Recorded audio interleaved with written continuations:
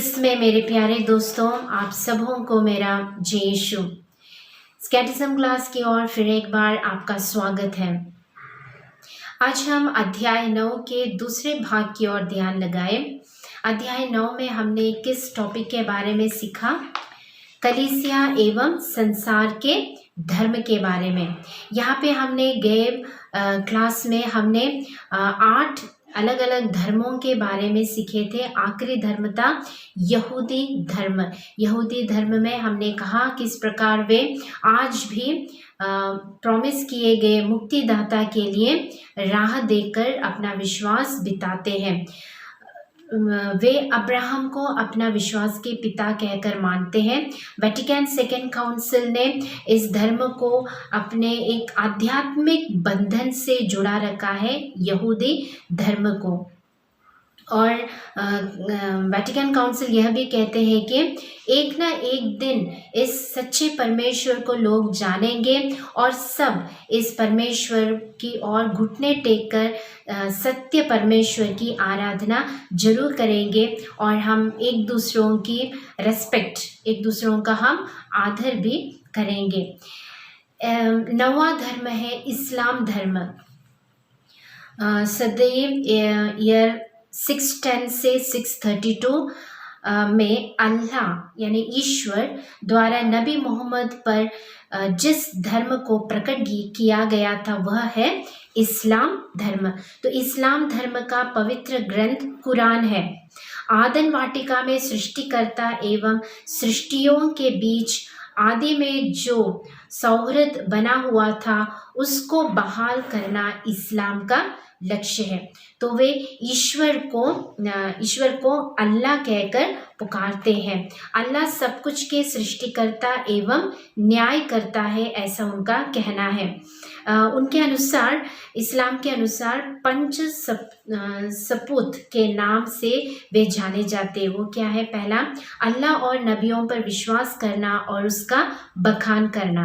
दूसरा, दिन के 5 समय में निर्धारित जुमा सही समय पर ही अदा करना। तीसरा, अपनी क्षमता के अनुसार हर एक व्यक्ति दूसरों को दान देना। चौथा, रमज़ान के महीने में उपवास रखना। और पांचवा, हो सके तो सभी लोग पवित्र नगर यानी मक्का के तीर्थ यात्रा पर जाना। तो इस प्रकार इस्लाम धर्म की शिक्षा है कि इन बातों का पालन करने से व्यक्ति स्वर्ग प्राप्त कर सकते हैं। और एक धर्म है बहुत ही फेमस हमारे भारत देश में, सबसे ज़्यादा नंबर में परसेंटेज में रहने वाला धर्म है हिंदू धर्म। हिंदू धर्म की परिभाषा देना आसान नहीं है। भारत के अधिकतर लोगों द्वारा की जाने वाली विभिन्न उपासना विधियों को हिंदू धर्म के नाम से ही पुकारा जाता है। तो सनातन धर्म, वैदिक धर्म आदि के नाम से भी वे जाने जाते हैं। हिंदू धर्म किसी एक पवित्र ग्रंथ के आधार पर नहीं खड़ा है, बल्कि वह एक ऐसी जीवन चर्चा है, जीवनचर्या है जिसमें दर्शन शास्त्र, ब्रह्म विज्ञान, उपासना विधि एवं नैतिक शास्त्र आदि का समन्वय पाया जाता है। वह मनुष्य की आत्मा को मुक्ति की ओर ले चलने वाली साधनाओं का कुल जोड़ है। तो हिंदू धर्म का पवित्र ग्रंथ एक समुच्चय है। इसमें वेद, उपनिषद, ब्राह्मण, भगवत गीता, रामायण, महाभारत जैसे इतिहास में वे शामिल किए गए हैं। तो हिंदू धर्म के दृष्टिकोण में ईश्वर के बारे में अपनी धारणा को बहुदेवतावाद, एक देवतावाद, द्वैत्य, अद्वैत्य आदि संस्थानों में देखा जा सकता है। तो इस प्रकार एक देवतावाद में ही वे ईश्वर की उपासना की प्रथा प्रचलित होती है। तो मनुष्य कर्म, अधर्म, संसार, इच्छा, स्वार्थता, अज्ञान आदि के बंधन में वे पड़ा हुआ है। इन सबसे छुटकारा पाने का ही उसे मुक्ति कहा गया है। तो मृत्यु के साथ सब कुछ का अंत नहीं होता। मृत्यु में मनुष्य अपना शरीर छोड़कर नव जीवन प्राप्त करना एवं आनंद के साथ देवलोक में रहता है। मनुष्य को भविष्य में उसके सत्कर्मों एवं बुरे कर्मों का प्रतिफल भी मिल जाता है। यह प्रतिफल शाश्वत नहीं रहेगा।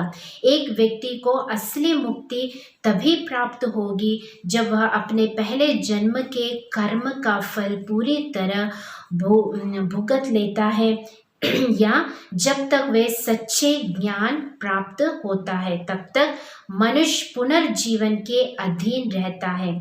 लंबा चलने वाला जन्म मरण चक्र से छुटकारा पाना ही मुक्ति है। तो मुक्ति पाने के लिए हिंदू धर्म 3 मार्ग को बताते हैं, ज्ञान, कर्म एवं भक्ति। तो मुक्ति पाने वाले परमात्मा में विलीन हो जाते हैं। यह शाश्वत आनंद की दशा है। तो इस प्रकार हिंदू धर्म अलग अलग आचरणों से, अलग अलग विश्वास के एंगल से, अलग अलग उनके विश्वासचर्यों में, अलग अलग देवताओं में विश्वास करते हुए वे अपना हिंदू धर्म को इस दुनिया में निभाते हैं। और आखिर हम देखेंगे हमारे ईसाई धर्म, जो बचपन से हमने बपतिस्मा लेते हुए इस एक ईसाई धर्म के अंग बने हुए हैं। ईसा मसीह में विश्वास करने वाले एवं उनकी शिक्षाओं के अनुसार जीवन बिताने वाले की बिरादरी ईसाई धर्म के नाम से ही जाना जाता है। तो जो कोई आज बपतिस्मा लेकर प्रभु ईसा मसीह का नाम लेकर पुकारते हैं वे सब ईसा मसीह के धर्म के सदस्य हैं। तो पुराने विधान का यह धर्म ग्रंथ ईसाइयों के धर्म ग्रंथ का एक हिस्सा है। समय की पूर्ति में ईसा मसीह मनुष्य बने और अपनी शिक्षा एवं जीवन से ईसा ने पिता ईश्वर और उनकी मुक्ति योजना का बखान किया। पवित्र ग्रंथ का नया विधान इसका सार संग्रह है। तो ईसा ने शत्रुओं से प्रेम करने और अपने पड़ोसियों को अपने समान प्यार करने की शिक्षा दी। यह सत्य ईसा को अन्य धर्मों के संस्थापकों से भिन्न बनाता है कि ईसा ईश्वर का पुत्र है और उसने सबों की मुक्ति के लिए पीड़ा सहन किया, मर गए और तीसरे दिन पुनः जी उठे। तो अगर हम दूसरे शब्द में कहें तो पवित्र बाइबल हमारे इस ईसाई धर्म का पूरा एक चित्र हमें दिखाते हैं। पुराने ग्रंथ में नबियों द्वारा किए गए भविष्यवाणियाँ और नए ग्रंथ में उस भविष्यवाणी की पूर्ति और उसके अनुसार जो शिष्य लोगों ने आज इस धर्म को आगे बढ़ाया है।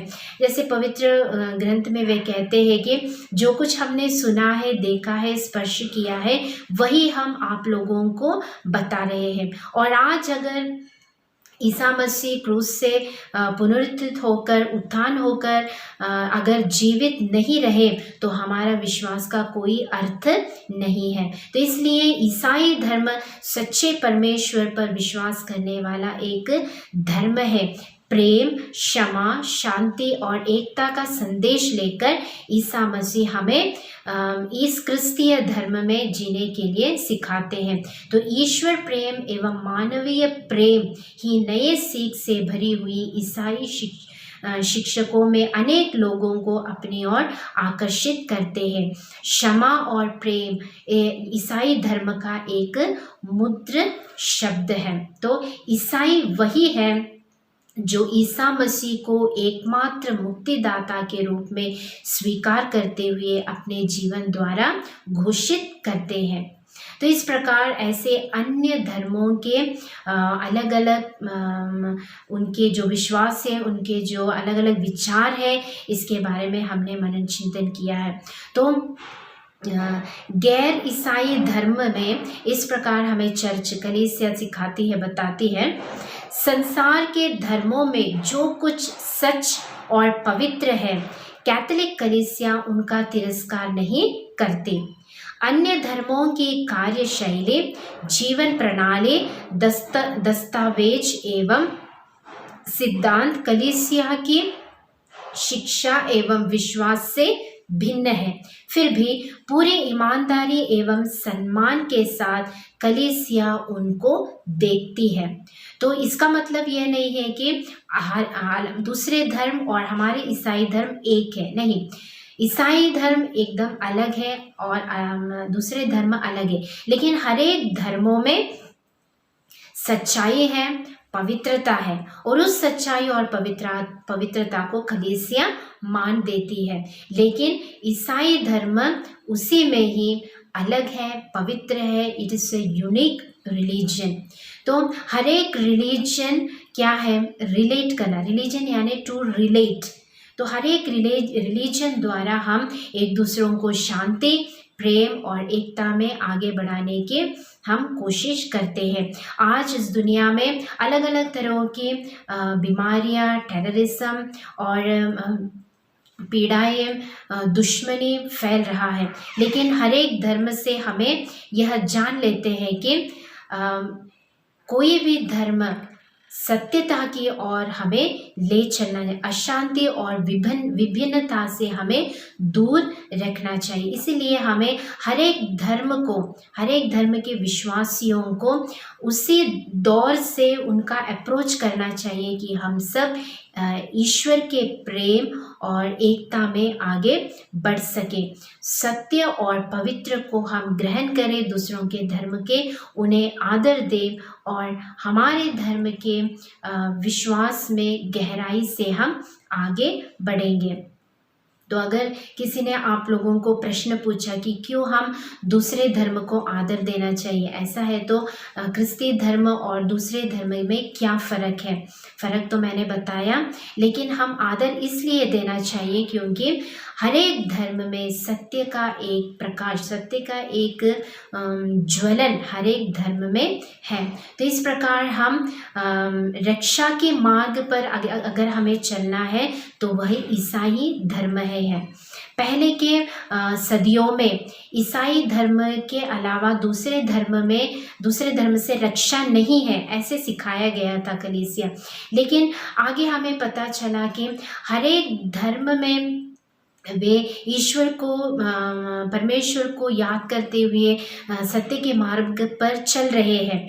जब ईसा मसीह इस दुनिया में आए, ईसा मसीह गैर यहूदियों के लिए, जेंटाइल्स, दूसरे लोगों के लिए, सभी लोग, इस दुनिया के सभी लोगों के लिए यीशु अपना जीवन क्रूस पर त्याग दिए। इतना नहीं कि सिर्फ क्रिस्तीय लोगों के लिए, लेकिन सभी लोगों, इस दुनिया के पूरे लोगों के लिए ईसा अपना जीवन त्याग किए थे। तो इसके पढ़ाई पर आगे चलकर कलीसिया ने पवित्र ग्रंथ पढ़कर और ईसा मसीह के जीवन के आधार पर अपनी पढ़ाइयाँ आगे बढ़ाते हुए हमारे चर्च के जो अधिकारी हैं, जो चर्च के जो नेता लोग हैं, उन्होंने यह पढ़ाई में यह उन्हें प्रेरणा मिली कि चर्च के अंदर ही नहीं बल्कि चर्च के बाहर भी रक्षा होता है। लेकिन कैसे? जो कोई ईश्वर का नाम लेकर आगे बढ़ते हैं और जो कोई सत्य को चुनकर, शांति को चुनकर सत्य के मार्गों पर चलते हैं, उन सबों को ईश्वर की रक्षा या salvation is included for everyone.